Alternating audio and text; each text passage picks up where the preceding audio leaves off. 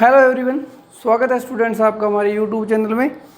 तो students, next topic हमारा रहेगा maximum modulus principle and minimum modulus principle. ठीक है, तो सबसे पहले डिस्कस कर लेते हैं कि मैक्सिमम मॉडुलस प्रिंसिपल होता क्या है। तो सबसे पहले आपको एक गामा या आप सी मान सकते हो कि आपको कोई भी एक सिंपल क्लोज्ड कर्व दिया हुआ है। ठीक है, सिंपल क्लोज्ड कर्व दिया हुआ है और एक आपको एफ जेड दिया हुआ है। एफ जेड कैसा है? Non constant. Non constant plus analytic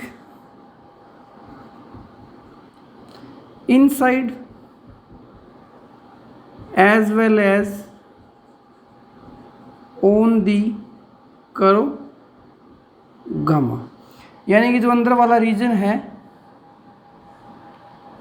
इस रीजन में और जो क्लोज्ड कर्व बाउंड्री है उसके ऊपर भी आपका एफ जेड क्या है?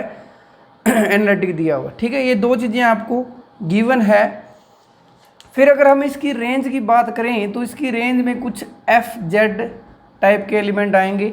ठीक है, अगर आप यहाँ से Z1 उठाओगे तो एफ Z1 मिलेगा, Z2 उठाओगे तो यहाँ से एफ Z2 आएगा। इस तरह से इसकी रेंज में, क्योंकि जो फंक्शन होता है एफ जेड वो भी आपका u प्लस आयोटा बी, यानी कि इसकी जो रेंज आएगी वो भी आपकी कॉम्प्लेक्स प्लेन के अंदर ही होगी।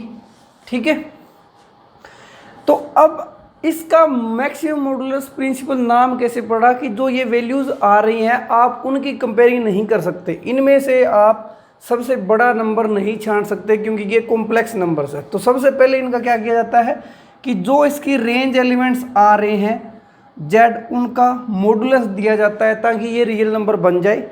रियल नंबर में जाने के बाद अब हम इनका मैक्सिमम या मिनिमम ले सकते हैं। तो सबसे पहले मैक्सिमम लेते हैं। ठीक है, कि मैक्सिमम इन वैल्यूज़ का, ये वैल्यूज़ कहाँ से आ रही है? जेड बिलोंग्स टू, अगर इसकी डोमेन को, जो डोमेन है इसकी, उसको आप नाम डी से नोटेट कर देते हो तो z बिलोंग्स टू डी, कि आपका z डी में से आ रहा है और एफ जेड का आप मॉडुलस ले रहे हो तो उसकी मैक्सिमम वैल्यू जो होगी वो is attained on the boundary. ठीक है, यानी कि for all Z belongs to the attained boundary पे होगी। तो आप इन सबको न देख के अगर आपको मैक्सिमम निकालना है तो इस मैक्सिमम का मीनिंग क्या हो जाएगा कि आप जेड बिलोंग्स टू बाउंड्री वाले, जो इस डोमेन की बाउंड्री है, बाउंड्री को हम डेल्टा डी से नोटेट करते हैं।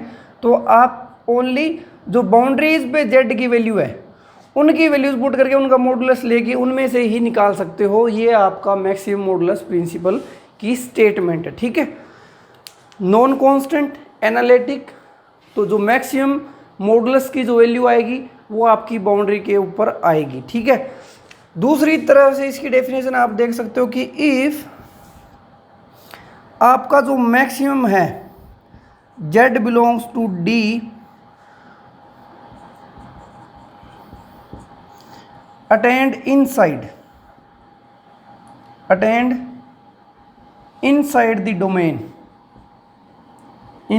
The domain, and fz is analytic inside as well as on the curve, which implies that, अगर ऐसा हो गया, इसके अंदर हमें कोई ए पॉइंट मिल गया, जो मैक्सिमम हम निकाल रहे थे जेड बिलोंग्स टू डोमेन के लिए एफ जेड, ये हमारे पास एफ जेड मोड की वैल्यू क्या आ गई? Less than equal to F of A का मोड। और ये जो ए था वो डोमेन के अंदर आ गया, इनसाइड डोमेन की बाउंड्री पे नहीं है, इनसाइड डोमेन में है वो। तो आपका जो फंक्शन होगा वो एफ जेड कॉन्स्टेंट आ जाएगा। आप इसको इस तरह से भी समझ सकते हो कि अगर एफ जेड एनालिटिक है और मैक्सिमम मॉडुलस की वैल्यू अंदर अटेंड हो गई इस डोमेन के बाउंड्री पे होने की बजाय इसके अंदर उसने अटेंड वैल्यू कर दी है, तो वो पूरा का पूरा फंक्शन क्या हो जाएगा, कांस्टेंट। तो इसको एग्जांपल के थ्रू समझते हैं। नेक्स्ट स्टूडेंट्स, हमने एग्जांपल लिया है मैक्सिमम मॉडुलस प्रिंसिपल समझने के लिए। तो सबसे पहले इसने बोला कि let F Z be an entire function, यानी कि पूरे कॉम्प्लेक्स प्लेन के ऊपर आपका फंक्शन क्या है, एनालिटिक है। साथ में बोल रहा है कि जो एफ जेड का मोड आएगा वो लेस देन इक्वल टू 10 आएगा। कौन सी वैल्यूज़ के लिए, for all Z belongs to ये डिस्क है 20 रेडियस की। तो सबसे पहले माइंड में ये आता है कि इंटायर फंक्शन दिया हुआ है, कुछ बाउंडेड तरह का बन रहा है, लेकिन यहाँ पे आपने नोट आउट ये करना है कि ये बाउंडेड जो हो रहा है वो पूरे कॉम्प्लेक्स प्लेन के लिए नहीं हो रहा है, ये कुछ पर्टिकुलर वैल्यूज़ के लिए आपका फंक्शन बाउंडेड हो रहा है। ठीक है, तो यहाँ पे ल्यूविल्स थ्योरम नहीं लग सकती। ल्यूविल्स थ्योरम क्या थी कि इंटायर फंक्शन बाउंडेड हो जाता है पूरे कॉम्प्लेक्स प्लेन पे, तो आप उसको कांस्टेंट बोल सकते हो। तो यहाँ तक हम कांस्टेंट नहीं बोल सकते इसको। ठीक है, फिर है कि इफ f0 की वैल्यू ये आई है। अब देखो कि हम ल्यूविल्स थ्योरम तो नहीं लगा सकते, लेकिन अगर हम बात करें mod Z is equal to 20 इस डिस्क की बात करें, क्योंकि फंक्शन आपका एंटायर है, तो एफ जेड जो गिवन दिया हुआ है इज एनालिटिक तो होगा ही इन मोड जेड लेस देन 20। ठीक है, और साथ में अगर हम इसके ऊपर अप्लाई करें अपना मॉडुलस मिनिमम और मैक्सिमम मॉडुलस प्रिंसिपल, क्योंकि यहाँ पे मॉडुलस की तरह कुछ इस तरह से नोटेशन दी हुई है, तो यहाँ पे f0 की वैल्यू इसने दी हुई है कितनी, 6 प्लस आयोटा 8 आयोटा। तो पहले तो इसका मोड ले लो, क्या आएगा 10 आएगा। ठीक है, इसका मोड लोगे तो वो आएगा 10। और इस सर्कल के अंदर जो आपको डोमेन दी हुई है, जो इसने क्वेश्चन के अंदर दिया हुआ है, मैक्सिमम जो वैल्यू है एफ जेड की, जेड बिलोंग्स टू, जेड कहाँ से आ रहा है, इसमें से क्या है 10 है। और हमने बोला था अगर फंक्शन नॉन कांस्टेंट है, अगर फंक्शन नॉन कांस्टेंट है और उसकी मैक्सिमम वैल्यू जो होगी वो बाउंड्री पर अटेंड होगी, लेकिन इसकी मैक्सिमम वैल्यू 10 थी और ये 0 पे अटेंड होगी। देखो, क्योंकि मैक्सिमम मॉडुलस की वैल्यू होती है ना, ये मैक्सिमम मॉडुलस की वैल्यू 10 थी, वो अटेंड होगी अपनी 0 पे, यानी कि इस डोमेन के अंदर वाले पॉइंट्स के ऊपर अटेंड हो चुकी, यानी कि हमारा फंक्शन नॉन कांस्टेंट नहीं हो सकता, क्योंकि नॉन कांस्टेंट होता तो ऐसा कभी पॉसिबल नहीं हो पाता। ठीक है, तो इसका मतलब क्या है, अगर ऐसा हो रहा है तो यानी कि फंक्शन एफ जेड आपका क्या है, कांस्टेंट है।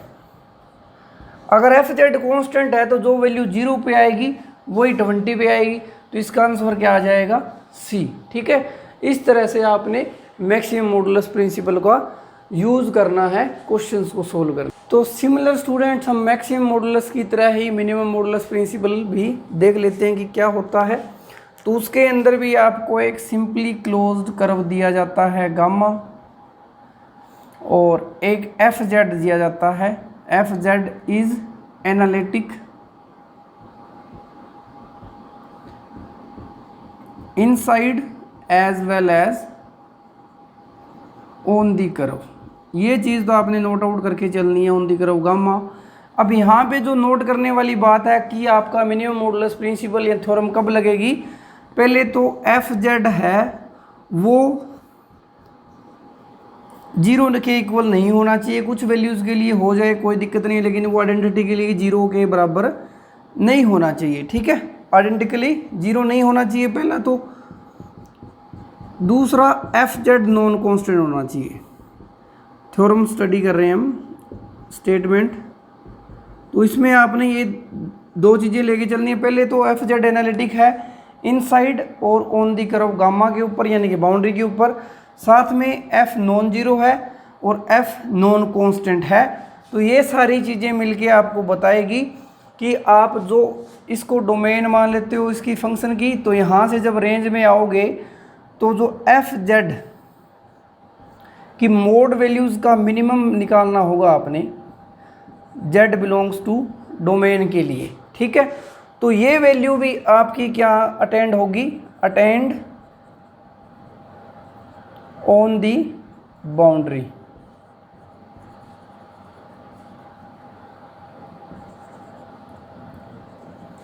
तो ये भी हम पूरे डोमेन के ऊपर चेक करने की बजाय हम क्या कर लेंगे कि हम just minimum on the boundary भी चेक कर लेंगे जस्ट, यानी कि मॉडुलस वैल्यू हम बाउंड्री के पॉइंट्स पे निकाल लेंगे, उनमें से मिनिमा देख लेंगे बजाय पूरी डोमेन के ऊपर देखने की। ठीक है, लेकिन वहाँ पे कंडीशन क्या है, फंक्शन नॉन कांस्टेंट और नॉन जीरो होना चाहिए, तभी ऐसा हो सकता है। उल्टा फिर उसी तरह से if F Z is analytic inside as well as on the curve gamma and there exist a points A inside gamma region, gamma के अंदर वाला रीजन उसके अंदर आ रहा है, सच दैट उस पॉइंट पे हमने मॉडुलस वैल्यू ली, उससे सभी के सभी पॉइंट्स क्या हो रहे हैं, F Z mod for all Z belongs to. ठीक है, यानी कि मिनिमम वैल्यू आपकी इस कर्व की जो रीजन था डोमेन के इंटीरियर पार्ट में से कोई ऐसा पॉइंट मिल गया जिसका मोड लिया, वो वैल्यू आपकी मिनिमम मिल गई जो आपने बाकी सभी पॉइंट्स के लिए मॉडुलस फंक्शन के मॉडुलस निकाले हुए थे। ठीक है, तो अगर ऐसा हुआ तो हमारे पास फंक्शन क्या आ जाएगा, एफ जेड इज कॉन्स्टेंट। अगर नॉन कॉन्स्टेंट है और साथ में नॉन जीरो है तो जो वैल्यू अटेंड होगी वो आपकी कहाँ होगी, बाउंड्री पे ही हो सकती है, चाहे मिनिमम हो चाहे मैक्सिमम हो। लेकिन आपने ये चीज़ें ध्यान रखने चलती है, अगर ये ना दिया हो तो आप कुछ नहीं कह सकते कि बाउंड्री पे मिलेगा या नहीं मिलेगा। इसी तरह से मैक्सिमम मॉडुलस प्रिंसिपल में क्या था, नॉन कांस्टेंट। अगर नॉन कांस्टेंट बात वहाँ पे नहीं बोली जाती है तो आप मैक्सिमम मॉडुलस प्रिंसिपल भी नहीं लगा सकते, और ये दो चीज़ों के बिना आप मिनिमम मॉडुलस प्रिंसिपल भी नहीं लगा सकते। ठीक है, तो इस तरह से आपने प्रॉपरली स्टेटमेंट आपको पता होनी चाहिए और कैसे हम यूज़ कर सकते हैं वो भी हमने देख लिया।